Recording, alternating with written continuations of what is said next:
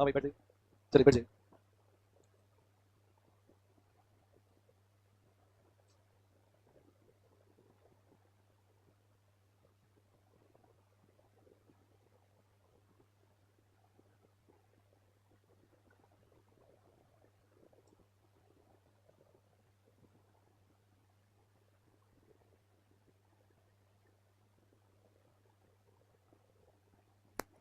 पिछला test number कौन सा था जो हम ले रहे थे प्रैक्टिस सेट?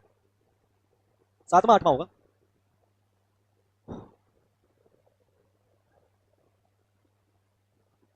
रखिए, ले लेना अभी,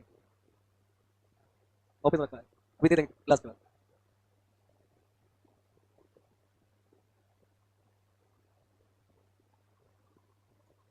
दुनिया बनाई मैंने तेरे लिए। आज मंडे है, आज मंडे है, तो ये मान चलो।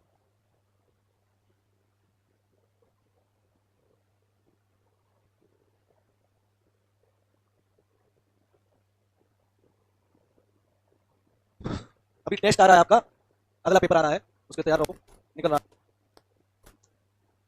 अगला पेपर आ रहा है, उसके लिए तैयार रहिए अटेम्प्ट करने के लिए।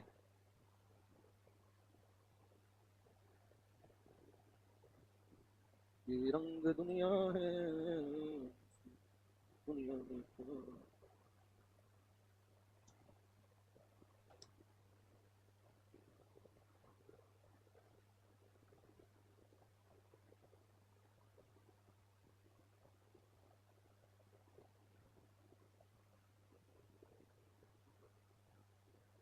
ठीक है ना, अगला टेस्ट आ रहा है आपका, उसके लिए आप लोग तैयार हैं? ठीक है, अगला टेस्ट आ रहा है, निकल रहा है। ये कुछ पढ़ाएं क्या, उसका कोई मतलब है नहीं। टेस्ट करो, क्वेश्चन करो सिलेक्टेड, क्योंकि मेरे जितने प्रैक्टिस सेट हमने बनवाए थे वो सब हो जाने चाहिए, तो सब छटे हुए क्वेश्चन थे। वो भी शायद अभी और बचे प्रैक्टिस, बहुत बचे। कितने मैंने मैंने करा के लिए होंगे? पांच तो करा ही दिए होंगे। पांच हो पाए कि नहीं हो पाए? छह, चार पांच हो गए, चार हुए सिर्फ अभी तक, तो बहुत कराने हैं। जो ये मैं प्रैक्टिस सेट करा रहा हूँ 20 क्वेश्चन का, जो मैं अपना वाला करा रहा हूँ, ये बैलेंस पेपर है, 20 चैप्टर का समायोजन है। और रेंडमली संडे अंडे को जो करा देते हैं वो एक अलग चीज है। संडे अंडे वाला पेपर क्या है, तो संडे का पेपर और प्रैक्टिस पेपर में बहुत अंतर होता है। प्रैक्टिस पेपर में एक अलग टाइप का दिखता होगा, है ना, सारा कुछ अलग का, सब चीजें सोच समझ के हाथ से सेटिंग करके अरेंजमेंट करा के दिमाग लगा लगा के, तो इसलिए प्रैक्टिस पेपर जितने हैं वो होना बहुत जरूरी है पेपर में। बाकी हो जाएगा, ठीक है, बस पढ़ते रहना। कितने दिन बचे अब? 15 दिन। आज 26 तारीख है ना, तो 28 29 30, 3 दिन ही है, 31 का महीना है, 10 दिन। मतलब आज 27 तारीख है, 27 है आज, तो आज को छोड़कर, तो आज जो है, आज से 15 दिन है ना, आज को मिला दो, तो आज छोड़ 14 दिन है, तो आज से 14 दिन बचे अब, आज से सिर्फ 14 दिन है, मतलब 2 हफ्ता है। ये पता कोई टीचर गिरेगा, ये गिर जाएगा, देख लेना, कोई अनहोनी घटित होगी जल्दी। ये देखना, ये वो वहां रख दिया गया, वहां क्यों रखा गया नहीं समझ रहा। ऐसे आदत होगी, माधुरी से जैसे आदमी लगे, आओ बच्चों, बताओ बताओ क्या घटना नहीं घटित होगी। चलो भाई, देखें पेपर देखने के बाद, बहुत बढ़िया पेपर है भाई। पूछना कितने पेपर और बचे, लो भाई।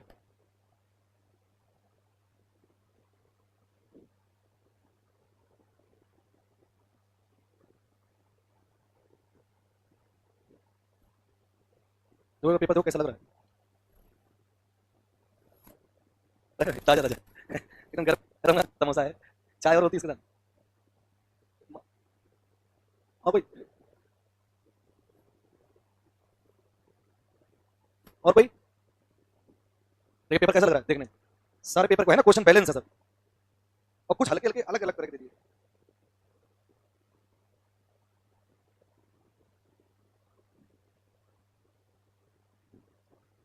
दुनिया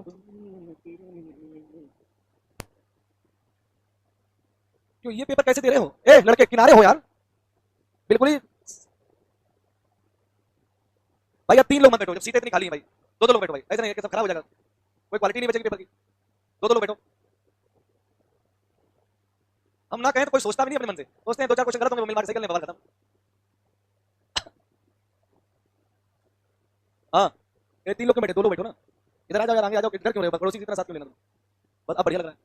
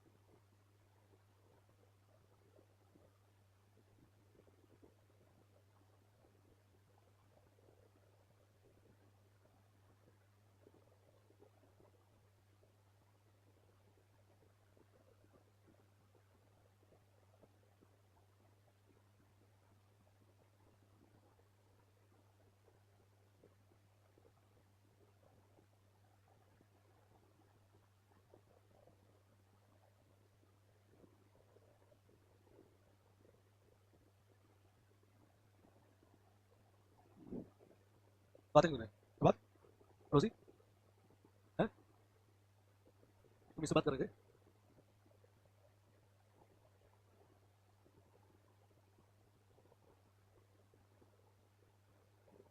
बाकी लोग कर रहे हैं हो गया तो जितने जो प्रैक्टिस है उसका एक क्वेश्चन का आंसर याद कर लो ए क्या अभी आया तुरंत तो इतना इतनी खुशी होती है एडमिट कार्ड की भी अरे जो तैयारी करता है उसको वास्तव में खुशी होती है एडमिट कार्ड तैयारी यारी नहीं करेगा वो पेपर का 2 दिन पहले एडमिट कार्ड निकाले लेकिन हाँ ये बात है तैयारी करने लगा एडमिट कार्ड का भी ध्यान रखता है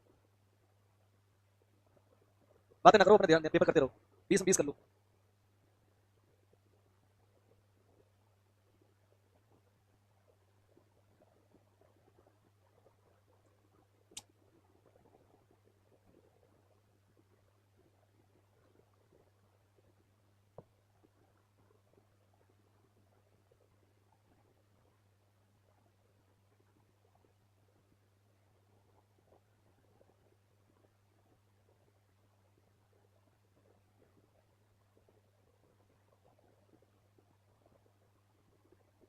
13 नंबर सवाल हो गया A sine theta plus B cos theta सूत्र लगा दे अधिकतम मान कैसे निकाला होगा ए थीटा का मान थीटा का एक बन रखिए अधिकतम मान निकालना है तो कोई संख्या 5 है उसका तो अधिकतम मान 5 ही रहेगा लेकिन अगर कोई संख्या 3 cos अल्फा है प्लस का 4 sin अल्फा है इसका अधिकतम मान कितना होगा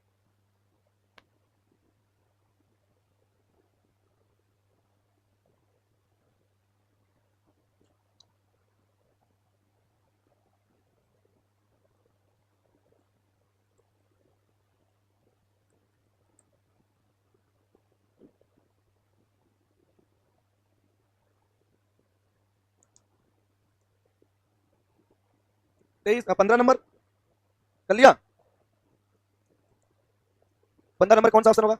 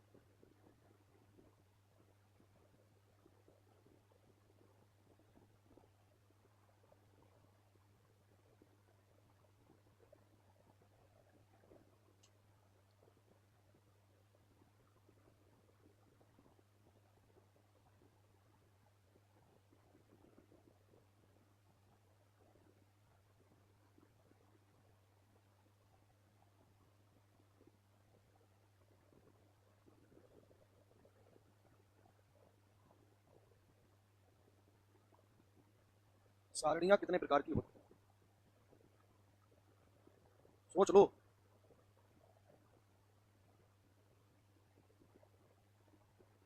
सही रूप से आंसर क्या होना चाहिए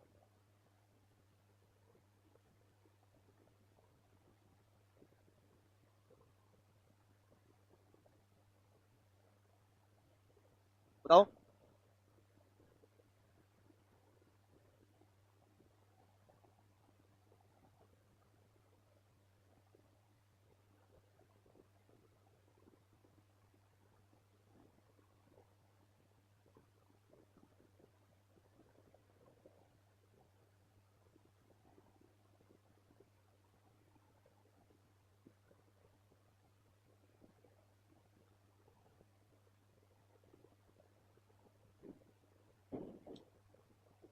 सारणियां कितने प्रकार की होती हैं? इसका थोड़ा क्वेश्चन डाउटिंग में आ गया। देखो हम लोग जो साड़ियां पढ़े हैं वो कहते हैं 3 प्रकार की पढ़े हैं। देखो सरल होती है और जटिल 2 होती हैं। एक गुण, 2 गुण और बहुगुण। समझो नहीं बात? सरल साड़ियां और जटिल साड़ियां। वैसे हम लोग जब भी कोई चीज का माध्यमातिका बहुलक निकालें तो उसमें 3 तरह का पैटर्न है। पहला आंकड़े श्रेणी क्रम में, दूसरे आंकड़े सारणी क्रम। सारणी में 2 होते हैं, एक होता है पद और उसकी बारंबारता, एक पर होता है उसका वर्गंतराल। वैसे इसका सही आंसर वैसे होना चाहिए 2। साड़ियां कितने प्रकार की होती हैं? साड़ियां तो वास्तव में 2 ही प्रकार की होती हैं, सरल और जटिल। शुद्ध रूप से तो यही आंसर है। इसमें और भी मंथन होता है कि इस रचना के आधार पर कितनी होती है, बहुत कुछ होता है, और आंकड़ों के आधार पर कितनी होती है। तो गहरी बात आती भाई, एक सवाल तो हमें बनाया, वही बनाया, और हम उस पर ज्यादा पढ़ने लग जाओ तो ज्यादा विचार चलने लगे। तो वैसे तो इसका आंसर अभी के लिए 2 प्रकार का रखो। कितने प्रकार के अभी के लिए क्या रखो? देखो अब मैं चेक नहीं कर रहा हूँ, मेरी बात समझे, मतलब बड़े हो गए हो, बार बार चेक करके फालतू में पेपर्स पहले वो नहीं करना है। मान सम्मान बना रहे, और क्या चाहिए भाई? भाई लड़का की शादी क्या होता है? मान सम्मान बना रहे, वही होता है कि मान सम्मान बना रहे, बाकी जो है सो है।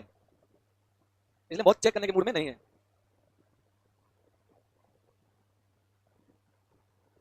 वो क्या अभी हमने खाना नहीं जमा, क्या अपने पास ही रखो, मान सम्मान बना रहे।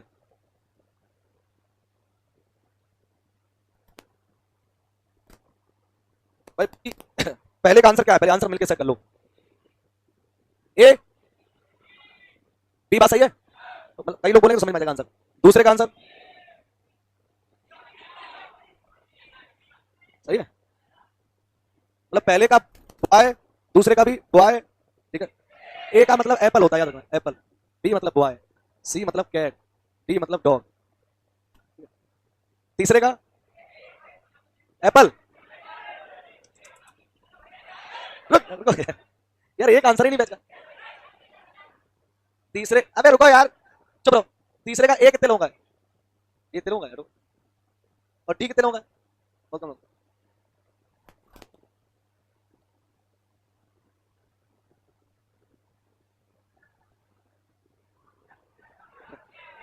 ये कहते हैं ना D, A divided by B का मतलब क्या? A upon B. बताते बताते हम चले जाएंगे। ये कर दिए बी अपॉन ए, हम तो बताएं। ये कर दिए बी अपॉन ए, जब ये लिखा हो इसका मतलब ए अपॉन बी, पहले पहले फिर बाद में। ये कर दिए पता क्या? बी अपॉन ए। तो बताएं चौथे का आंसर है बी। 5 का ये है। आप खुद ही डिस्कस करोगे, हम कुछ नहीं बताएंगे। अब इसको नहीं, अपने नोट्स देखो जाके। 6 नंबर। हाँ रुको, 5 की पावर 6 आना चाहिए। क्या? घर की पावर पत्रों की संख्या, जिसमें डाल रहे हैं वो पर पावर लेटर।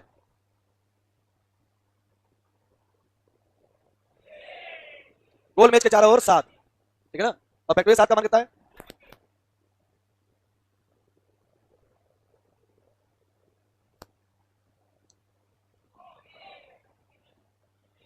बी ये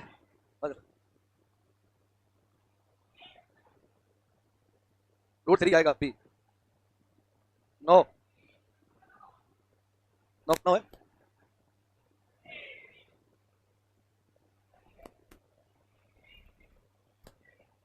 ए बोलो,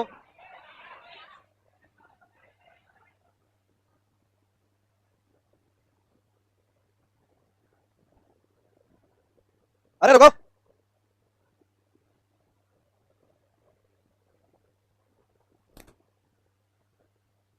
ठीक है। 13 का देखिए, 13 देखिए, 3 sin अल्फा प्लस 4। देखिए cos अल्फा का मैंने एक बार बताया था, अधिकतम मान 1 होता है। क्या होता है?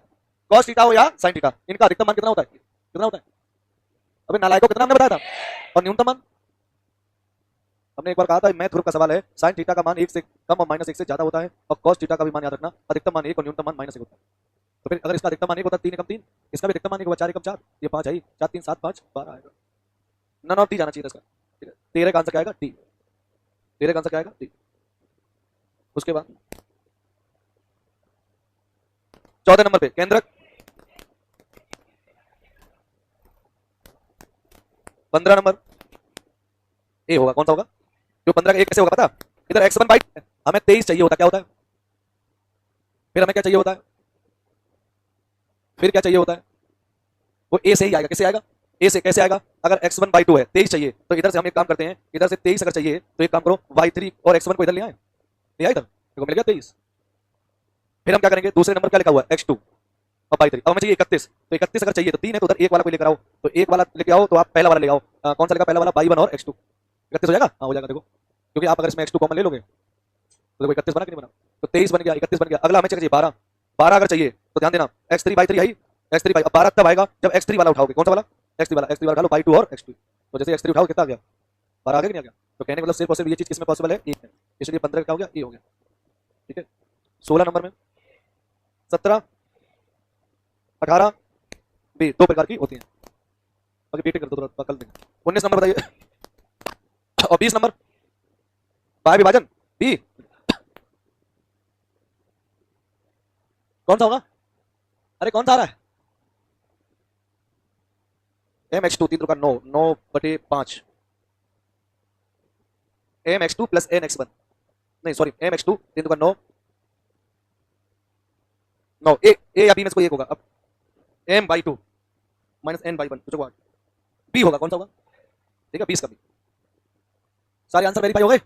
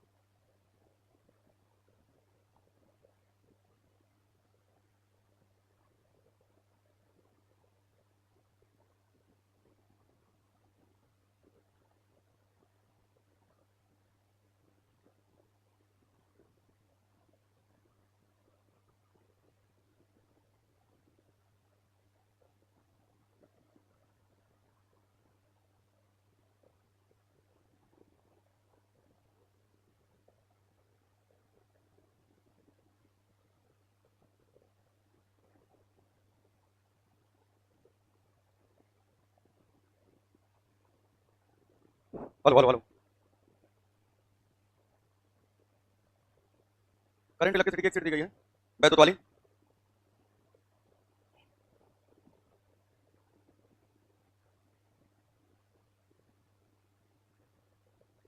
लाओ बेटा जल्दी लाओ।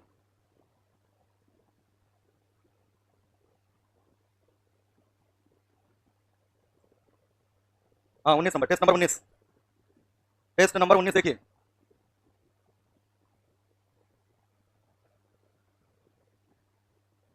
टेस्ट नंबर 19, पहला सवाल देखिए, क्वेश्चन नंबर 1। प्राथमिक सेल क्या कह रहा है? प्राथमिक सेल, प्राथमिक सेल वो होता है जिसको पुनः आवेशित नहीं कर सकते। प्राथमिक सेल वह सेल होता है जिसको रिचार्ज नहीं कर सकते हैं। और इसमें उदाहरण में हमने बताया है साधारण सेल, साधारण सेल, लेक्लांसी सेल, लेक्लांसी सेल, और जो है शुष्क सेल, शुष्क सेल, और डेनियल सेल, डेनियल सेल, और कौन सा? Alkaline cell, alkaline, alkaline cell. ये प्राथमिक सेल है। इसका विद्युत वाहक बल 1.08 volt, 1.5 volt, 1.5 volt, 1.1 volt, 1.5 volt, समझे? सबका जो कैथोड है, कैथोड मतलब माइनस प्लेट, माइनस वाली प्लेट क्या होती है? जिंक मतलब जस्ता, ठीक है। और अगर एनोड की बात करें, एनोड तो साधारण सेल का तो कॉपर होता है, क्या होता है? और इसका कार्बन, इसका कार्बन, इसका कॉपर, और इसका Mn, MnO2 मैग्नीफाइड डाइऑक्साइड। और विद्युत अपघट इसका होता है H2SO4, और इसको नौसादर, नौसादर H2SO4 KOH, ये बताया था। अब देखिए यहाँ पर प्राथमिक सेल तो डेनियल सेल साफ साफ दिख रहा है, डेनियल सेल जो होता है वो प्राथमिक सेल होता है। दूसरा क्वेश्चन है यहाँ पर द्वितीयक सेल। द्वितीयक सेल वो होता है जिसको हम लोग पुनः आवेशित कर सकते हैं, जिस सेल को पुनः आवेशित किया जा सके उसको द्वितीयक सेल कहते हैं। तो लेक्लांसी, शुष्क, डेनियल, प्राथमिक है, सीसा, संचायक सेल, दूसरे का ऑप्शन बी हो जाएगा। इसके बाद तीसरा, तीसरा है लेक्लांसी का विद्युत अपघट। लेक्लांसी देखो हमने बताया था साधारण सेल, क्या बताया था? साधारण के बाद लेक्लांसी होता है, और इसके बाद शुष्क होता है, इसके बाद डेनियल होता है, इसके बाद एल्कलाइन होता है, एल्कलाइन होता है। देखो साधारण सेल का विद्युत अपघट क्या होता है? और इसका नौसादर होता है, और इसका NH4, डेनियल का H2SO, एल्कलाइन का KOH। अब इसमें कह रहा है लेक्लांसी सेल में विद्युत अपघट कौन होगा? कौन सा होगा? तो ऑप्शन नंबर कौन सा है? डी आंसर होगा, डेनियल सेल। अगला है डेनियल सेल। तो डेनियल सेल में विद्युत अपघट क्या होता है? H2SO4, H2SO4 का मतलब गंधक अम्ल। कौन सा अम्ल है? गंधक अम्ल ऑप्शन में है क्या? देखो यहाँ पर नीला तोता का घोल नौसादर होता नहीं, ठीक है, सोरे का घोल होता नहीं, कास्टिक सोडा का घोल होता नहीं। तो जो विध्रुवक होता है कॉपर सल्फेट वो ले लिया जाता है। डेनियल सेल में जो विध्रुवक होता है वो क्या होता है? कॉपर सल्फेट होता है। इसको कहते हैं नीला तोता। क्या बोलते हैं? नीला तोता बोलते हैं। अगर आपका गंधक अम्ल नहीं दिख रहा, डेनियल सेल में H2SO4 होना चाहिए, ऑप्शन में नहीं है, तो ऑप्शन कौन सा होगा? ए ऑप्शन होगा, नीला तोता हो जाएगा। इसके बाद लेक्लांसी सेल में एनोड पूछा गया। देखो सबका कैथोड जस्ता होता है, माइनस और प्लस, सबका जो है ये जस्ता होगा। ये इसमें क्या होगा? कॉपर होगा। क्या होगा? इसमें कार्बन होगा, कार्बन होगा, कॉपर होगा। और अब बताइए एनोड किस चीज का बना होता है? लेक्लांसी सेल का एनोड किसका होता है? कार्बन का होता है। इसके बाद है डेनियल सेल। बताओ, अभी बताया सीरियल से, साधारण सेल का कॉपर, लेक्लांसी का, शुष्क का, और डेनियल का कॉपर, एल्कलाइन का। बोलो किसका पूछा गया? डेनियल का। आंसर क्या होगा? कॉपर। जस्ता हो ही नहीं सकता, जस्ता तो कैथोड होता है। जस्ता क्या होता है? कैथोड। यहाँ पर कॉपर हो जाएगा। छठवें का बी आंसर। इलेक्ट्रॉन की खोज किन्होंने किया? जे थॉमसन ने किया, बी ऑप्शन। प्रोटॉन का द्रव्यमान जानती हो? 1.67 × 10⁻⁻27 किलोग्राम। कौन सा ऑप्शन? बी। इलेक्ट्रॉन का आवेश माइनस का 1.6 × 10⁻⁻19 कूलम, बी ऑप्शन हो जाएगा। इसके बाद 10 नंबर सवाल, इलेक्ट्रॉन के आवेश। देखो आवेश और द्रव्यमान के अनुपात को विशिष्ट आवेश कहते हैं। क्या कहते हैं? आवेश और द्रव्यमान के अनुपात को क्या कहते हैं? आवेश और द्रव्यमान के अनुपात को क्या कहते हैं? स्पेसिफिक चार्ज होता है। मात्रक कूलाम प्रति किलोग्राम हो जाएगा, कूलाम प्रति किलोग्राम हो जाएगा। इलेक्ट्रॉन के लिए चार्ज और द्रव्यमान का अनुपात सार्वत्रिक नियतांक होता है। आवेश और द्रव्यमान का अनुपात क्या होता है? सार्वत्रिक नियतांक होता है। ध्यान दो, आवेश और द्रव्यमान के अनुपात को सार्वत्रिक नियतांक क्या बोलेंगे? इसका मान होता है 1.76 × 10⁻11 कूलाम प्रति किलोग्राम हो जाएगा। E/m का मान। ऑप्शन कौन सा होगा? सेकंड ऑप्शन हो जाएगा। देखो निर्वात की वैद्युशीलता का मान 8.85 × 10⁻12 मात्रक होता है कूलाम स्क्वायर प्रति न्यूटन मीटर स्क्वायर, या इसी को फायरड पर मीटर कहते हैं। फायरड प्रति, ये जो है वायु निर्वात की वैद्युशीलता का मात्रक है, वायु निर्वात की वैद्युशीलता का मात्रक। इसको 8.9 भी लिख सकते हो, × 10⁻12 कूलाम स्क्वायर न्यूटन की पावर -1 मीटर की पावर -2। ऑप्शन नंबर होगा बी, सेकेंड ऑप्शन हो जाएगा। इसके बाद 12 नंबर, हमने बताया था साधारण सेल में दो प्रकार का दोष होता है। साधारण सेल में दो प्रकार के दोष कौन कौन सा? स्थानीय क्रिया और ध्रुवण स्थानीय क्रिया का दोष दूर करने के लिए क्या करते हैं? जस्ते की प्लेट पर पारे का लेपन करते हैं। और ध्रुवण के दोष को दूर करने के लिए क्या करते हैं? यांत्रिक विधि या रासायनिक विधि है। रासायनिक विधि में सरंद बर्तन में कोई रासायनिक पदार्थ रखते हैं जो क्रिया करता है और उसको हटा देता है जो बुलबुले चिपक रहे हैं।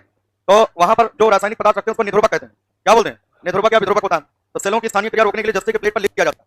पारे का होगा। 13 नंबर, विद्युत आवेश के प्रवाह की दर को क्या कहते हैं? धारा कहते हैं। धारा को मापेगा कौन? अमीटर। आदर्श अमीटर का प्रतिरोध शून्य होता है। अमीटर हमेशा श्रेणी क्रम में जोड़ा जाता है। अमीटर को गैल्वेनोमीटर को अमीटर में बदल सकते हो। गैल्वेनोमीटर के समांतर में एक कम प्रतिरोध का तार जोड़कर, जिसे शंट प्रतिरोध कहते हैं ना। हमने कहा था अगर धारा का मान 1 एम्पियर हो, समय 1 सेकंड हो, गुजरने वाले इलेक्ट्रॉनों की संख्या कितनी होगी? 6.25 × 10⁻18 इलेक्ट्रॉन इतने गुजरेंगे। अगर धारा का मान 1 मिली एम्पियर हो, समय का मान 1 सेकंड हो, तो गुजरने वाले इलेक्ट्रॉनों की संख्या 6.25 × 10⁻15 हो जाएगा। हम क्या हो गया? कहां पर? वो भी बंद करो। 4:30 पे तो 4 बजे राइट टाइम आओ। हाँ, तो अभी किसकी चल रही है? 4 बजे 4 से 5 पढ़ाएं। आधा घंटा ले जाते हैं बच्चे पानी पीने में। ठीक है, हम डरवा दिया हमने। हम सोचे कौन आ गया यहाँ अचानक। देखो आई बराबर अगर 1 मिली एम्पियर है और समय कितना? 1 सेकंड, तो गुजरने वाले इलेक्ट्रॉनों की संख्या कितनी हो जाएगी? अच्छा, ये आया कैसे? इसका मतलब क्या होता है? 10⁻³ और एम्पियर का मतलब कितना? 6.25 × 10⁻18। 18 में से 3 घटा दो 15। अच्छा, अगर आई बराबर 1 नैनो एम्पियर क्या और 1 सेकंड हो जाए, नैनो मतलब 10⁻⁹, उसी में गुणा कर दो। कितना? 6.25 10⁻⁹। और आई का मान अगर micro ampere, 1 micro ampere, micro मतलब 10⁻⁶, गुणा कर दो। कितना आएगा? 6.25 × 10⁻। ये हमने कल भी बताया था, ये चीज हमने पहले बता दिया है। बाकी और कोई दूसरा सवाल हो, आई बराबर Q/T, आई बराबर या आई बराबर Q की जगह N/T। इसमें देखो आई दिया रहेगा, ई पता है, टी पता रहेगा, एन का मान निकाल सकते हैं। आई बराबर N/T। आई बराबर क्या होगा? N/T हो जाएगा। 15 नंबर सवाल देखो, टेस्ट में भी था ये, पहले तो समझ लो। जैसे दो प्रतिरोध अगर श्रेणी क्रम में जुड़े हैं, दो प्रतिरोध किस क्रम में जुड़े हैं? R1 और R2 अगर श्रेणी क्रम में जुड़े हैं, दो प्रतिरोध R1 R2 श्रेणी क्रम में जुड़े हैं, तो तुल्य प्रतिरोध क्या सूत्र होता है? R1 प्लस, अगर दो प्रतिरोध श्रेणी क्रम में, तुल्य प्रतिरोध क्या होता है? और अगर दो प्रतिरोध समांतर में, दो प्रतिरोध समांतर में R1 और R2, तो तुल्य प्रतिरोध R कैसे निकालोगे? R1 × R2, R1 प्लस समांतर में तुल्य प्रतिरोध न्यूनतम प्राप्त होता है, श्रेणी क्रम में अधिकतम प्राप्त होता है। दो से ज्यादा प्रतिरोध हो तो ये फार्मूला लगेगा समांतर में, 1/R बराबर 1/R1 plus 1/R2 plus 1/R3 हो जाएगा। ठीक है, और जो R का मान आएगा, R का मान R1 से भी कम आएगा और R का मान R2 से भी कम आएगा और R का मान, अब जैसे यहाँ पर कुल धारा का मान I हो और यहाँ पर पहले प्रतिरोध में धारा I बन जा रही है, दूसरे प्रतिरोध में धारा I2 जा रही है। अगर आपको पहले प्रतिरोध में धारा निकालनी है, किसमें निकालनी है? पहले प्रतिरोध में धारा निकालनी है, तो यहाँ पर I1 निकालना है, तो कुल धारा को दूसरे प्रतिरोध से गुणा करना पड़ता है। IR2/R1 प्लस पहले प्रतिरोध में धारा निकालने के लिए कुल धारा को दूसरे प्रतिरोध से गुणा करो, कुल धारा को दूसरे प्रतिरोध से गुणा करो, अपान क्या होगा? R1 प्लस R2 हो जाएगा। या अगर I2 की बात करें, इसकी बात करें, तो I2 बराबर क्या होगा? कुल धारा इंटू पहला प्रतिरोध, अपान क्या हो जाएगा? R1 प्लस R2 हो जाएगा। तो I2 बराबर IR1/R1 प्लस R2 हो जाएगा। अब इसके अनुसार बताइए आंसर कौन सा होगा? होगा। इसके बाद 16 नंबर सवाल। 16 नंबर सवाल ये है, 5 ओम प्रतिरोध के साथ, 5 ओम प्रतिरोध के साथ, इसको R1 मान लो, 5 ओम प्रतिरोध के साथ कितना प्रतिरोध जोड़ने के 4 ओम आ जाए? देखो 5 से 4 आने का मतलब समांतर जोड़ना पड़ेगा। क्यों? क्योंकि श्रेणी में तो 5 से ज्यादा आएगा, 5 में कोई चीज जोड़ोगे तो 5 से ज्यादा ही आएगा ना। तो अगर मान लो 5 से 4 लाना है, इसका मतलब समांतर में जोड़ना पड़ेगा। और R1 × R2, R1 × R2 अपान R1 प्लस R2, इसका मान कितना आना चाहिए? सॉरी 4, कितना आना चाहिए? R1 का मान दिया है 5, तो पहले ऑप्शन में क्या है? 2, और यहाँ पर 5 2 7, 10/7 कभी 4 नहीं आएगा। 5 × 20 नहीं 20 है ना, 20 है, 5 × 20 कितना? 100/20, 5 25 चौके 100 आ गया कि नहीं आ गया? इसका मतलब 20 ओम का समांतर क्रम में, श्रेणी क्रम इसलिए नहीं होगा क्योंकि 5 में जब 20 जोड़ोगे तो क्या आएगा? 25 आ जाएगा, श्रेणी क्रम में 25 आ जाएगा। तो ऑप्शन पहला ही सही होगा, 20 ओम समांतर क्रम में। 20 ओम किस क्रम में? इसके बाद 17 नंबर, 1.5 वोल्ट विद्युत वाहक वाले, 1.5 वोल्ट विद्युत वाहक बल वाले, देखिए यहाँ पर ई का मान दिया है, किसका? विद्युत वाहक बल को ई कहते हैं। कितना वोल्ट दिया है? 2 ओम प्रतिरोध से जोड़ा गया, बाह्य प्रतिरोध का मान 2 ओम दिया गया। तो कह रहा विभवांतर जो है 1.2 वोल्ट आता है, इसको टर्मिनल विभवांतर कहते हैं। तो सेल का प्रतिरोध बताइए। तो स्मॉल आर का एक फॉर्मूला बता चुके हैं, capital R E/V-1, small R बराबर capital R E/V-1। Capital R कितना है? 2, ई का मान कितना? 1.5, V का मान 1.2 - 1, पॉइंट से पॉइंट कैंसिल, ये 2 एलसीएम होगा 12, 15 - 12 3, 3 1 3 3 चौक 12, 2/4, 2 1 2 2 4, 1/2 का मतलब 0.5, कितना इसका? 0.5 आंसर होगा।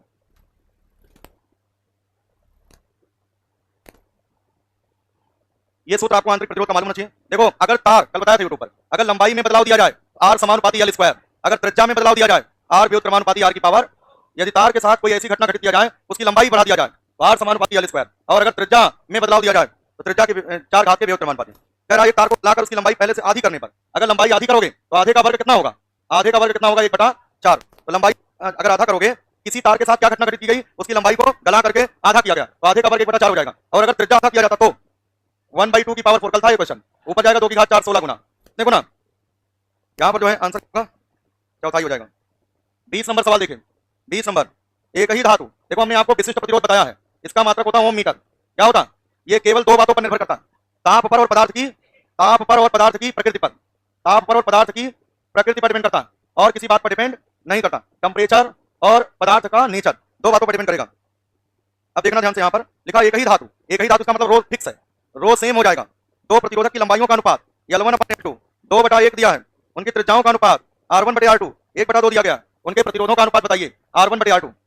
L1/L2 का मान 2/1 दिया है, R1/R2 का मान 1/2 दिया है, तो प्रतिरोधों का अनुपात बताइए। R बराबर होता है रो L/A और A होता पाई R स्क्वायर। ये क्या होता है?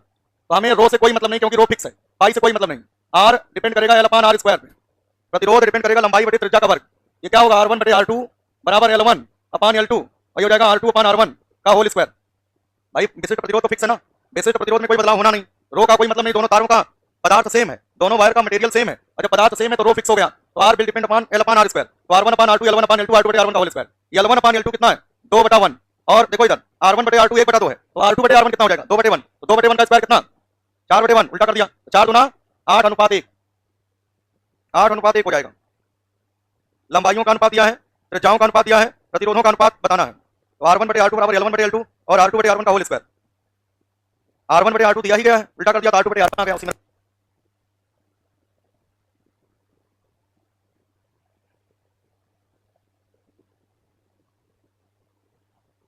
देखो इसके बाद अगला है 21। 3 ओम प्रतिरोध के 4 प्रतिरोधों को, 3 ओम प्रतिरोध के 4 तार हैं, 3 ओम 3 ओम 3 ओम और 3 ओम, 4 वायर हैं, वर्ग के रूप में जोड़ा गया, वर्ग के दो विपरीत कोणों के बीच, वर्ग के दो विपरीत कोणों के बीच यहाँ आपको तुल्य प्रतिरोध बताना है। ये बताओ ये 3 और 3 श्रेणी क्रम है कि नहीं? और ये 3 और 3 क्या? श्रेणी क्रम। 3 3 6 और 3 3 और 6 और 6 का समांतर क्रम, तो 6 गुणे 6 बटे 6 6 12, 12 3 36 कितने ओम? 3 ओम आ जाएगा। तुल्य प्रतिरोध 3 ओम, तुल्य प्रतिरोध 3 ओम। ऐसे सवाल ये पूछा जा सकता है, यहाँ पर ऐसे भी क्वेश्चन मिल सकता है।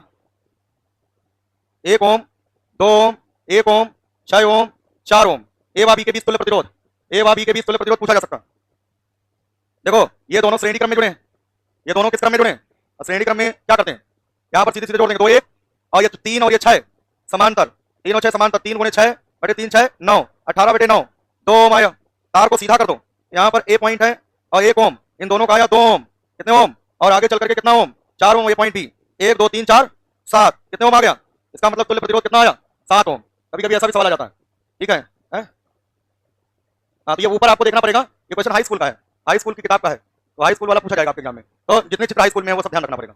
और कंसेप्ट पता होना चाहिए, अगर आपको कंसेप्ट पता है कि ये दोनों R1 + R2 हो जाएंगे, और ये दोनों का गुणा बटे योग, समांतर में गुणा बटे योग होता है, और ये जो है तीनों सीधा कर दोगे तो श्रेणी में आ जाएंगे। ठीक है, 22 नंबर देखो तुम्हारे कोर्स का नहीं है, लेकिन हम इसको बता दें ताकि आंसर याद रखो, अगर मान लो ये रिपीट होता है तो आंसर आ जाए। देखो यहाँ पर ये R1 है, क्योंकि कैपेसिटर में केवल एक ही क्वेश्चन अभी तक पूछा गया है, कैपेसिटर कोर्स में नहीं, संधारित्र, संधारित्र में क्षणिक धारा बहती है, इंस्टेंटेनियस करंट। संधारित्र का काम है आवेश अथवा ऊर्जा का संचय करना, संधारित्र का काम है आवेश अथवा ऊर्जा का संचय करना। ये R1 है और यहाँ पर V0 है, बैटरी जुड़ी हुई है, और एक यहाँ प्रतिरोध लगा हुआ R2 और एक यहाँ पर प्रतिरोध लगा है R3, और ये जो ऐसा बना है इसका मतलब कैपेसिटर, इसका मतलब कैपेसिटर, इसका मतलब कंडेंसर। संधारित्र है उसकी धारिता है, इसका काम है आवेश अथवा ऊर्जा का संचय करना।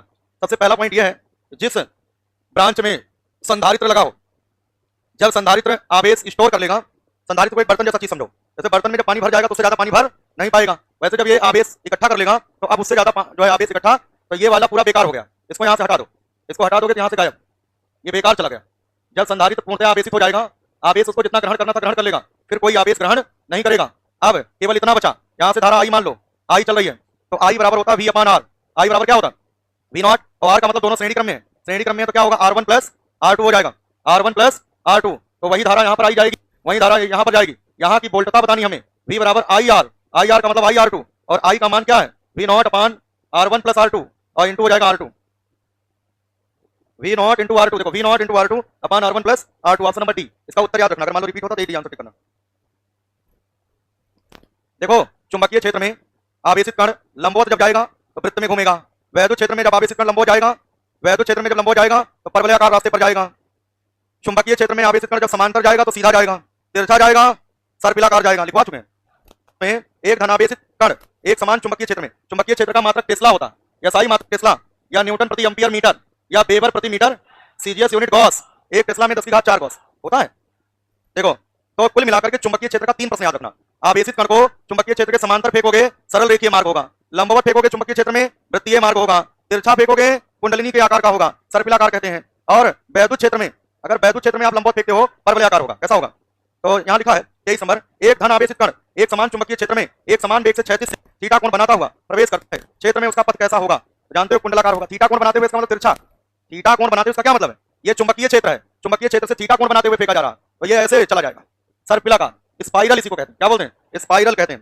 विद्युत क्षेत्र में लंबवत फेंकोगे गमन पथ कैसा होगा? परवलयाकार। कैसा होगा? विद्युत क्षेत्र में परवलयाकार होता है। अच्छा, जो गैल्वेनोमीटर होता है ये विद्युत धारा के चुंबकीय प्रभाव पर आधारित है। किस पर? चुंबकीय। तो गैल्वेनोमीटर को अमीटर में बदलने के लिए समांतर क्रम में लो प्रतिरोध का तार जोड़ते हैं, और इस लो प्रतिरोध के तार को क्या बोलते हैं? शंट प्रतिरोध कहते हैं। तो क्या आंसर होगा?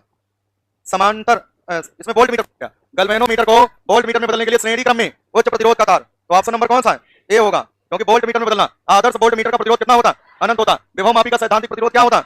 वोल्ट मीटर से दो बिंदुओं के बीच का विभवांतर मापते हैं, ठीक है। वोल्ट मीटर परिपथ के समांतर में जोड़ा जाता है। वोल्ट मीटर को कैसे जोड़ते हैं? समांतर में। कैसे जोड़ेंगे? 26 नंबर, किसी धारा मापी की कुंडली के समांतर क्रम में कम प्रतिरोध का तार जोड़ेंगे तो अमीटर में बदल जाएगा। किसमें? और इसका नाम है शंट। क्या होगा? समांतर क्रम में कम प्रतिरोध का तार जोड़ने से अमीटर में बदलेगा, और इसका नाम है शंट प्रतिरोध। क्या आंसर इसका? ए अमीटर। ये किसका है? गलत लगाया बेटा, ये गलत याद न करके चले जाओ भाई।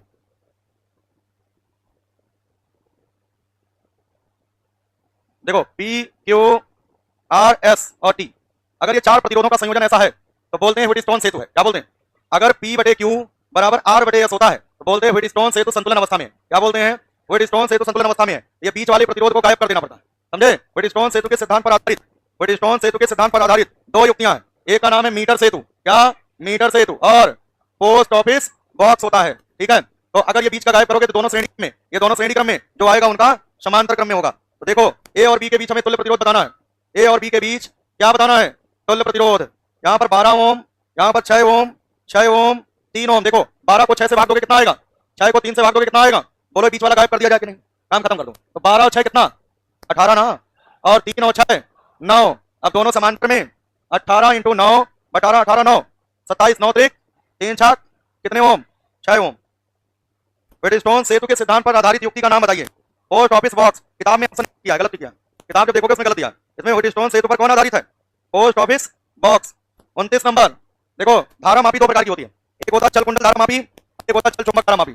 चल कुंडल धारा मापी में कुंडली घूमती है, चुंबक इससे रहता है। चल चुंबक धारा मापी में चुंबक घूमता है, कुंडली से रहती है, ठीक है। तो हमने बताया था थीटा समानुपाती क्या होता है?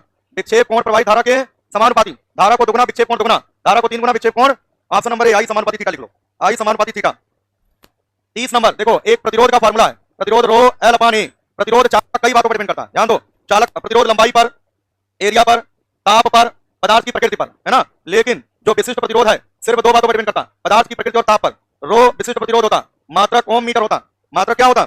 और लिखा है किसी तार की लंबाई एल, अनुप्रस्थ काट का क्षेत्रफल ए, द्रव्यमानियम। इसका विशिष्ट प्रतिरोध निर्भर करता है एल तथा ए पर। गलत, एल तथा इन सब पर डिपेंड नहीं करता। ऑप्शन नंबर चौथा कौन सा होगा? चौथा ऑप्शन हो जाएगा। देखो जैसे मान लो पहले कोई अमीटर आईजी धारा माप ले रहा था, अब उसको यन गुनी परास, यन गुनी धारा मापने वाले अमीटर में बदलना। पहले जो आपके पास अमीटर था वो कितनी माप रहा आईजी, अब वो कितना माप रहा है? तो कितना शंट जोड़ना? जी क्या होता? अगर अमीटर की रेंज बढ़ानी है तो शंट कितना जोड़ना पड़ेगा? जी अपान n-1। देखिए पहले 1 एम्पियर मापता था, कितना? और कैपिटल जी का मान 0.90 ओम। अब 10 एम्पियर माप रहा है, कितने एम्पियर? 10 एम्पियर। 1 से 10 कैसे हुआ? तो n बराबर 10, कितने गुना हो गया? 10 गुना हो गया। शंट बताना, जी का मान 0.90 बटे 10 - 1 9, कितना हो जाएगा? 0.10 0. और जिनको ना समझ में आया हो सुनो इधर, 1 एम्पियर धारा पड़ने वाला मीटर उसको गैल्वेनोमीटर मान लो। आईजी बराबर 1 एम्पियर दिया है, कैपिटल जी गैल्वेनोमीटर का प्रतिरोध 0.90 ओम दिया है। कह रहा 10 एम्पियर पढ़ने वाला मीटर, आई बराबर 10 एम्पियर। शंट बताइए, फार्मूला होता है आईजी इंटू कैपिटल जी अपान आई माइनस आईजी। ये फार्मूला लगाइए। आईजी कितना है? 1, कैपिटल जी कितना है? 0.90 बटे 10 - 1 9, फिर भी वही आंसर है। जो जैसे मान लो गैल्वेनोमीटर को अमीटर में बदलना होता है, गैल्वेनोमीटर को जब अमीटर में बदलना होता है तो गैल्वेनोमीटर के किस क्रम में? गैल्वेनोमीटर के समांतर क्रम में अल्प प्रतिरोध का तार जोड़ते हैं। किस जोड़ते हैं? समांतर में। देखो आदर्श अमीटर का प्रतिरोध कितना होता है? आदर्श अमीटर का प्रतिरोध कितना? प्रतिरोध होगा 0। आदर्श अमीटर का प्रतिरोध कितना होता है? 0 होता है। और आदर्श वोल्ट मीटर का कितना होता है? आदर्श वोल्ट मीटर का प्रतिरोध अनंत। देखो जिस अमीटर का प्रतिरोध जितना कम होगा, जिस अमीटर का प्रतिरोध जितना कम होगा वो बताओ मीटर उतना अच्छा, क्योंकि आदर्श कंडीशन में 0 है। और जिस वोल्ट मीटर का प्रतिरोध जितना ज्यादा होगा वो वोल्ट मीटर उतना ही अच्छा होगा। जैसे पर देखो 3 अमीटर दिए गए, ammeter number 1, ammeter number 2, ammeter number 3 और प्रतिरोध 0.1 ओम, अगले 1000 ओम, 1000 ओम और एक का है 0.05 ओम। इन तीनों में से पूछा गया सबसे अच्छा अमीटर कौन सा है, सर्वोत्तम अमीटर आपको बताना है। इनमें तीनों में से सर्वोत्तम अमीटर कौन है? जिसका प्रतिरोध जितना कम उतना ही अच्छा अमीटर। इन तीनों से प्रतिरोध कम कौन सा है? ये बता भाई, 0.1 से ये कम है तो सबसे कम यही प्रतिरोध है ना, तो तीसरा अमीटर सर्वोत्तम होगा। तो ऑप्शन कौन सा है? ऑप्शन नंबर सी, जो सबसे कम प्रतिरोध वाला मीटर है, विकल्प नंबर सी हो जाएगा। देखो, एक तो एप्सिलॉन नॉट वैद्युशीलता बताया था 8.85 × 10⁻12, ठीक है, और चुंबकशीलता 4 पाई × 10⁻⁷ न्यूटन प्रति एम्पियर स्क्वायर, न्यूटन प्रति एम्पियर स्क्वायर, या इसी को कहते हैं फैराड पर मीटर। क्या बोलते हैं? सॉरी, इसको कहते हैं कूलाम स्क्वायर प्रति न्यूटन मीटर स्क्वायर को क्या कहते हैं? फैराड पर मीटर, इसको कहते हैं हेनरी पर मीटर, हेनरी पर मीटर, इसको कहते हैं हेनरी पर मीटर। म्यू नॉट को न्यूटन प्रति एम्पियर स्क्वायर भी बोल सकते हो और हेनरी पर मीटर भी बोल सकते हो। तो 33 का बी ऑप्शन होगा। कौन सा होगा? 4 पाई × 10⁻⁷ न्यूटन पर एम्पियर स्क्वायर, एम्पियर स्क्वायर ऊपर ले जाओगे तो माइनस हो जाएगा, एम्पियर की पावर -2।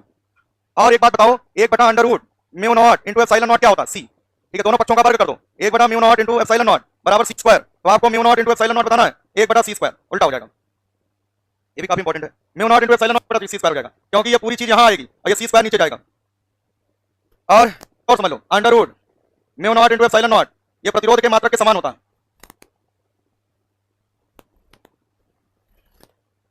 ये पदार्थ में चुंबकीय क्षेत्र बी का कारण, बताओ कोई बताएगा?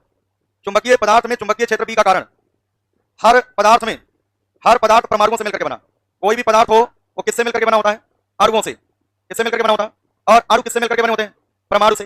परमाणु में होता है नाभिक, और इलेक्ट्रॉन अपने अपने कक्षाओं में चक्कर काटते हैं, और ये सब नाभिक के आकर्षण से बंधे होते हैं, और इन्हीं के घूमने के कारण से चुंबकत्व होता है। तो इलेक्ट्रॉन चक्कर काटते हैं इन्हीं के बंधे होने से। तो इसमें कौन सा है? हाँ, तो जब यहाँ पर ये बंधे हैं, फ्री तो है नहीं, जब फ्री तो नहीं है तो इसका मतलब कौन सा होगा? केवल बद्ध धारा, बंधे हुए मतलब तो वैद्युत आकर्षण बल से बंधे हैं। ऑप्शन नंबर बी हो जाएगा इसका। इसके बाद 36 नंबर, एक त्योहार के अवसर पर 220 वोल्ट 40 वाट के 55 बल्ब, 220 वोल्ट 40 वाट के 55 बल्ब, ये है बल्ब 40 वाट का, 40 वाट का बल्ब है। कितने बल्ब है? 55 बल्ब है भैया। ठीक है, ये समांतर क्रम में जोड़े गए। झालर का तुल्य प्रतिरोध बताइए, पहले एक बल्ब का प्रतिरोध तो निकाल लो, तब 55 की बात करना। तो यहाँ देखो पी दिया है और ये भी दिया है, आर बराबर क्या होता है? v²/p। v² कितना होगा? 220 × 220 बटे p कितना? 40। ठीक है, 40 ये कट जाएगा तो कितना आएगा? 22 × 220/4। ये हो गया एक बल्ब का प्रतिरोध। कितने का? एक बल्ब का प्रतिरोध हो गया। अब सारे समांतर में जुड़े हैं, और समांतर में जो तुल्य प्रतिरोध होता है वो R/N होता है। याद हो क्या होता? R/N। R का मान कितना है? 22 × 220, 220/n, सॉरी 4 तो है ना, ये 22 × 220/4 है। n का मतलब 55, n का मतलब तो 11 से काट दो, 11 × 55, 11 दूना 22, 20, और 4 से कितना? 5। ठीक है, 5 से कितना आएगा? 22 ओम। देखो, समांतर में तुल्य प्रतिरोध R/n होता है, कल बताया R/4। 4 R ओम के 4 प्रतिरोध समांतर में थे तो तुल्य प्रतिरोध R/4 था। ऐसे n प्रतिरोध होंगे तो R/n हो जाएगा। R का मान वहां से निकाल लिया, P = v²/r से, R/n कर दो। किलोवाट घंटा बताओ किसका मात्रक है?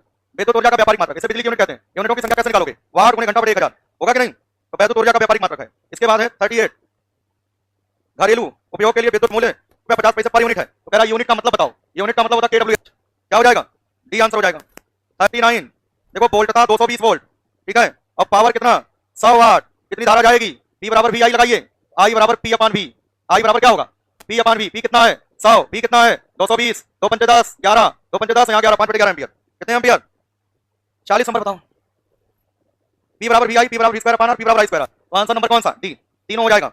इसके बाद क्वेश्चन नंबर 41, 100 वाट के एक बल्ब को 6 घंटे जलाने में 1 महीना। देखो, यूनिटों की संख्या का फार्मूला वाट × घंटा बटे 1000 होता है। वाट कितना? 100, घंटे कितना? 6, 1 महीना मतलब 30 दिन बटे कितना? 1000। 1 2 3 1 2 3 6 त्रिक 18 यूनिट। कितने यूनिट? 1 महीना, 1 महीने 30 दिन नहीं हो जाएगा। यहाँ पर ये किसका फार्मूला है? यूनिटों की संख्या, किसकी संख्या? एक क्वेश्चन और बताओ, वाट घंटा में कितने जूल? वाट घंटा में कितने जूल? 3.6 × 10⁻³ जूल हो जाएगा, क्योंकि 1 किलोवाट घंटा में होता है 3.6 × 10⁻। क्लियर? ठीक है, अब जो है इसके बाद अभी क्लास होगी, क्लास के बाद फिर नीचे आना आप लोग। अभी ये क्लास करने के बाद बायो की 5:30 बजे नीचे आना। ये पढ़ो।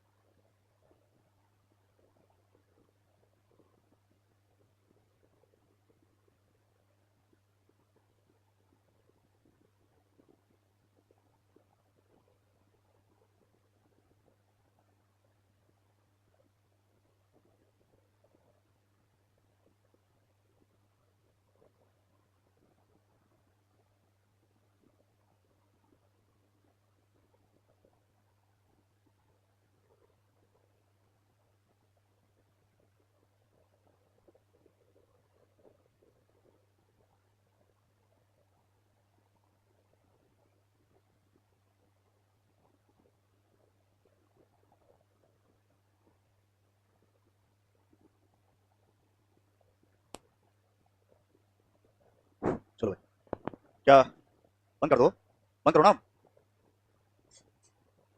चलो, गर्मी लग रही ना, उसको बाहर कितना टेम्परेचर है? क्या बोला? सोचो एडमिट कार्ड आ गया है, कहाँ गया तुम लोग सेंटर? महिला में गया है? अब जो महिला वाले महिला में गया होगा उनका, किसी की महिला तुम्हारी महिला में है? चलो पढ़ो निकालो, एक काम करो जरा, एक बार जरा वो रिवाइज करो जरा, एम्फीबिया, रेप्टाइल्स और मैमल्स, स्तनधारी का जो वर्गीकरण है, स्तनधारी का जो वर्गीकरण है, जल्दी आओ जरा, एक बार सारी क्लासिफिकेशन एक बार देख लिया जाए। तो खाली आपको क्या क्या पढ़ना समझ ध्यान से।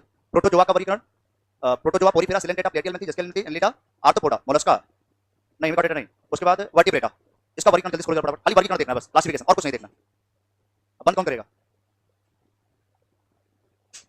जल्दी चालू फटाफट।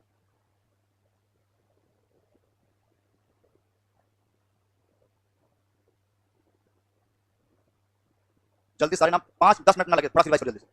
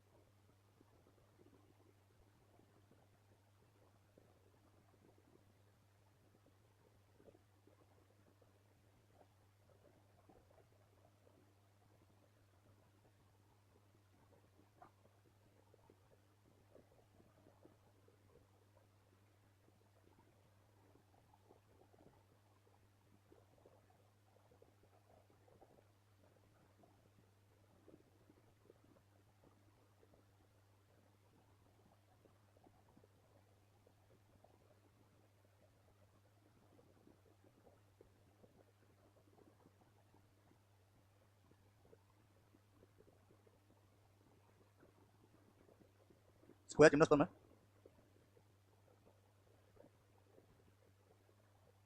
किसी के पास बॉटनी किताब है? ये बेटा दे दो।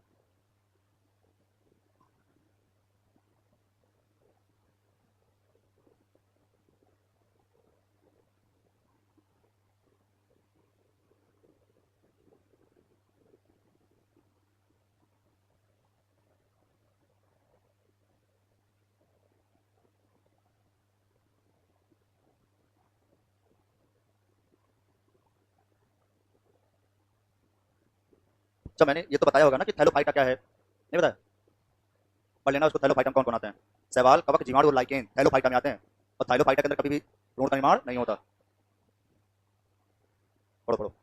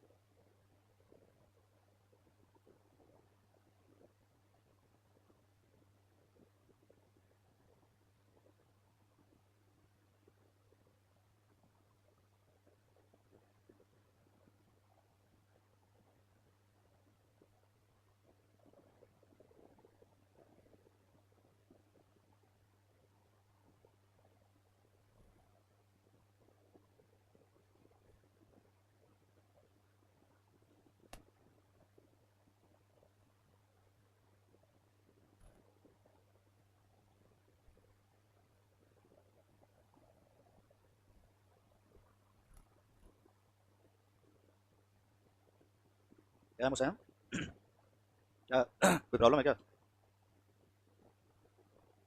दो भूमिक और होम्योपैथिक याद कर लेना भाई, ध्यान रखना है सब चीज़ें, अपवाद जरूर याद कर लेना।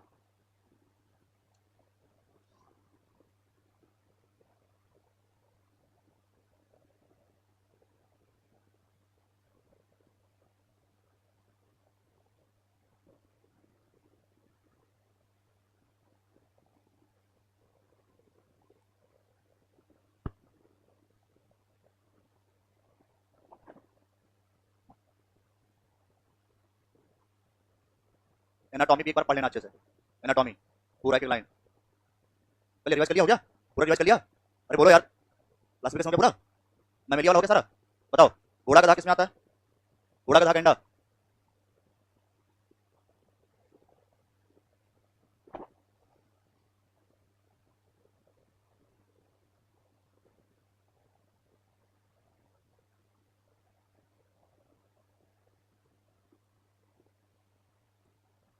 पुष्प सूत्र देख के जाना एक बार, पुष्प सूत्र एग्जाम्पल जाना ना, पुष्प सूत्र थोड़ा सा ध्यान से देख के जाना।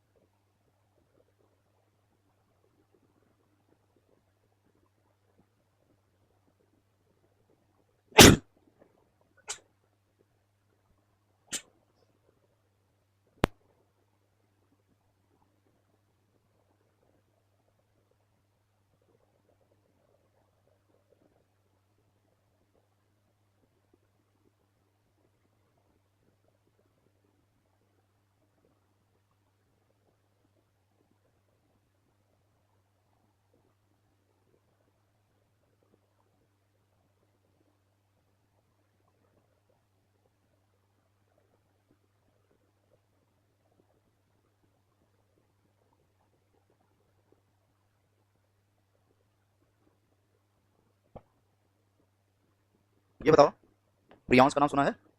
प्रियांश, क्या प्रियांश से हंसी रोग या क्रू रोग होता है? कहाँ लिखा प्रियांश? दूसरा कहाँ है? गायों का पागलपन रोग प्रियांश, मनुष्य का पागलपन रोग डिमेंशिया प्रियांश, मनुष्य में पार्किंसन रोग प्रियांश, इसके बारे में प्रोजिनर ने बताया था प्रियांश, तो लिखवाया होगा मैंने, देख लो प्रियांश के बारे में।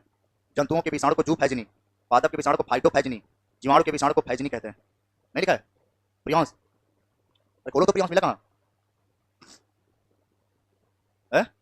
नहीं लिखा है? मिलेगा कैसे?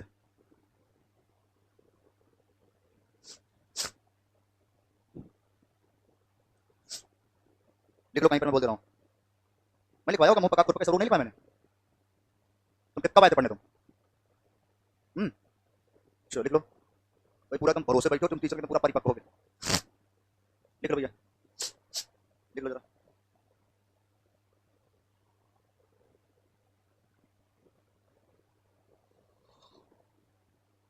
लिखो जरा। वायरवाइट की खोज टीओ डाइनर ने किया था, वायरवाइट की खोज टीओ डाइनर ने किया था, वायरवाइट की खोज टीओ डाइनर ने किया था। टियो डाइनर डाइनर 1971 1971 टियो डाइनर 1971 1971। इसकी वजह से भेड़ बकरियों में स्क्रैपी रोग, भेड़ बकरियों में स्क्रैपी रोग, इसकी वजह से भेड़ बकरियों में स्क्रैपी। अगला पॉइंट, कुरु रोग, जैकब रोग, कुरु कुरु रोग और जैकब रोग वायरवाइट के द्वारा होता है।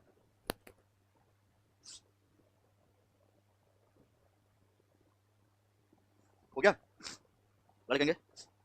प्रियांस प्रोटीन बने होते हैं, प्रियांस प्रोटीन अणु के बने होते हैं,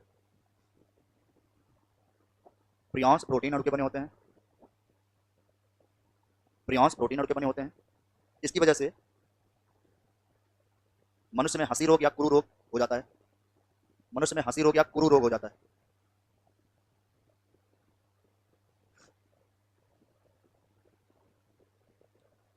गाय का पागलपन का रोग, अगला पॉइंट, गाय का पागलपन का रोग प्रियांस के कारण होता है, गाय का पागलपन का रोग प्रियांस के कारण होता है। अगला, मनुष्य में शरीर के कंपनशील लकवा या पार्किंसन रोग, मनुष्य में कंपनशील लकवा, मनुष्य में कंपनशील लकवा या पार्किंसन रोग प्रियांस के कारण होता है। अगला लिखो, विषाणुओं को परपोषी के आधार पर, विषाणुओं को परपोषी के आधार पर,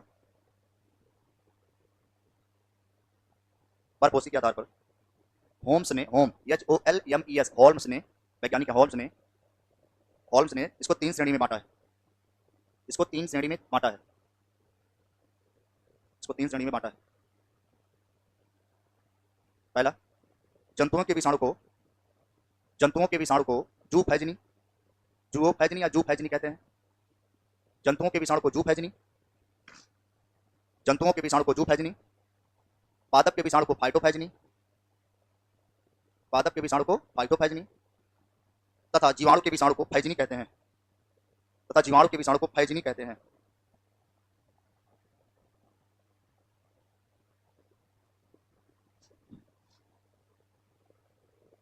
HIV के बारे में तो पढ़ाई होगा, चलिए। जीवाणु और विषाणु से होने वाले रोग, चलिए आगे बढ़िए, आगे बढ़ो।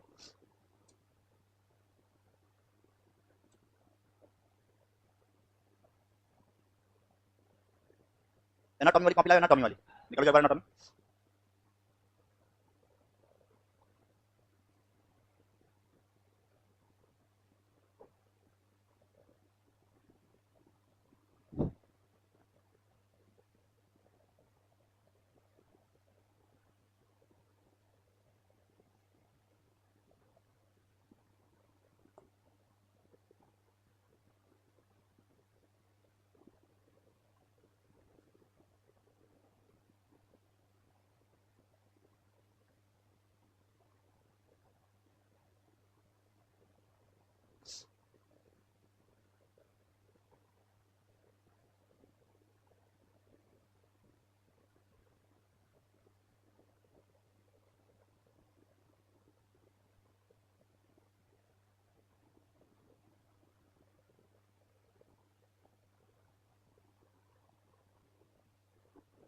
आज चौबे नहीं आया,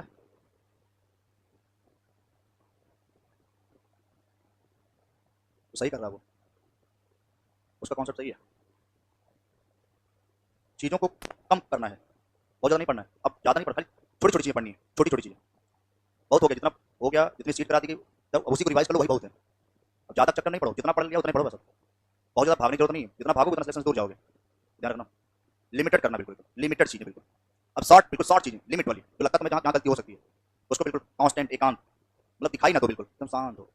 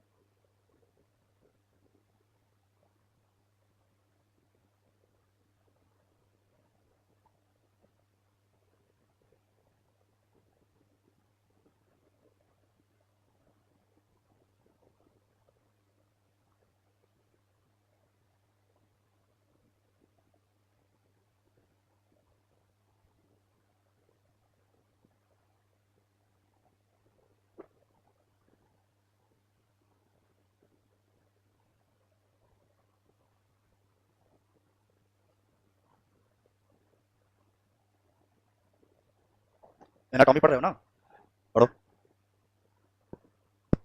जल्दी पढ़ो, जल्दी जल्दी।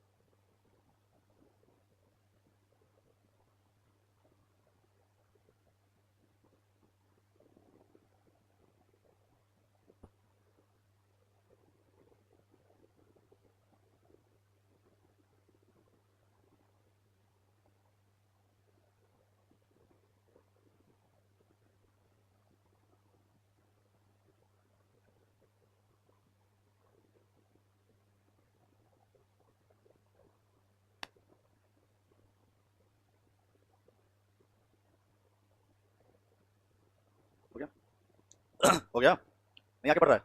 वो बड़ा चैप्टर है? तो ज़्यादा लिखवा दिया क्या मैंने? है? बड़ा बड़ा बड़ा बड़ा भाई देखें तो हम भी रिजल्ट कितना लिखवाया? एनाटॉमी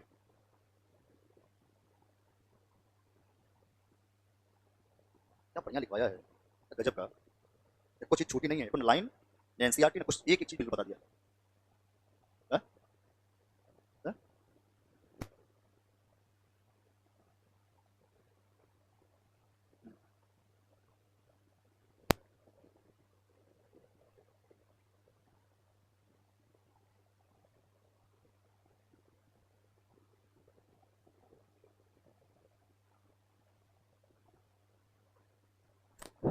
क्या कह रहे थे?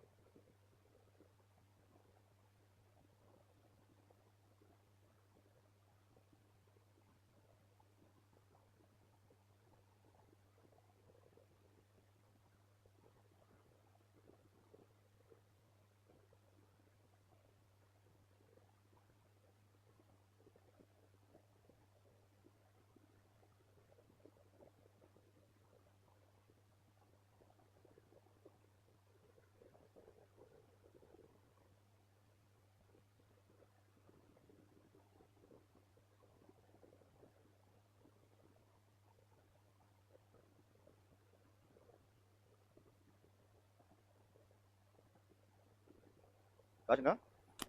हो जाएगा? पढ़ाई करो भाई। ओ, फा- फायदा उठाए हो? हुशैम, आज बड़ा मोशस बना क्या हो गया है? आज नहीं क्या था? हाँ, नहीं, ठीक है, पढ़ाई करो, हो जाए, ठीक है? बढ़िया पढ़ो ताकि हो जाए। बढ़िया पढ़ो ताकि एकदम अच्छा हो जाए कुछ, ठीक है? ये पढ़ो, लेसन लेना है। हो जाएगा? ठीक। ओ, हो जाएगा? पढ़ो बेटा, पढ़ो मत। लो, हो जाएगा? बढ़िया, पढ़ाई करो। तुम्हारा हो पढ़े? हो जाएगा? पढ़ाई करो।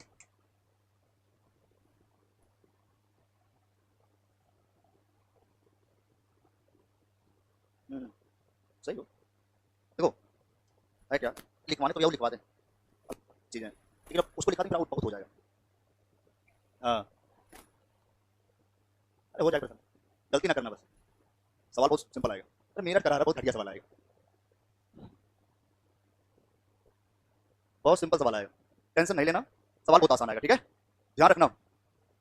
हाँ, देखो, 170 सवाल करके आना है, और 1 मिनट, जीएस पेपर में बड़ा लगता आसान है, गलती होती है, वो आप यहाँ पे देख रहे होंगे, यहाँ पर भी देख रहे होंगे आप। ये ध्यान रखना, गलती से भी गलती ना हो। जो क्वेश्चन नहीं आए, जिसका नाम तुमने कभी नहीं सुना है, उसको छोड़ देना। तुमको 20 क्वेश्चन छोड़ना है 200 में, बाकी 180 क्वेश्चन बाहर लानी है, ठीक है? ठीक है ना? और पहली रैंक ले आनी है, 1 से लेकर 10 तक back to back combined rank ले आओ, बिल्कुल आएगा, ठीक है? लेकिन ध्यान रखना, रूम पे जाने के बाद ये मत सोच लेना कि नहीं होगा, क्या होगा, ये सोचो फाड़ के आएंगे।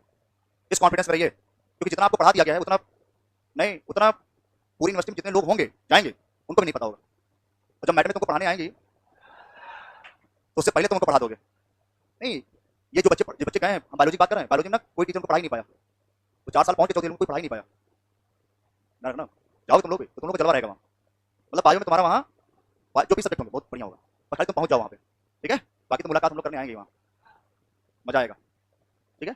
पेपर तुम्हारे सिलेबस से आएगा, बाहर से नहीं आएगा, अगर बाहर बहुत कठिन आएगा तो कोई नहीं कर पाएगा भाई, सबके लिए कठिन होगा, ठीक है? बाकी भगवान से दुआ करो कि अच्छा हो जाए, बाकी कुछ दिन और, चंद दिनों की बात और है, ठीक है? चलिए मिलते हैं, बाकी रोज रोज पढ़ते रहिए।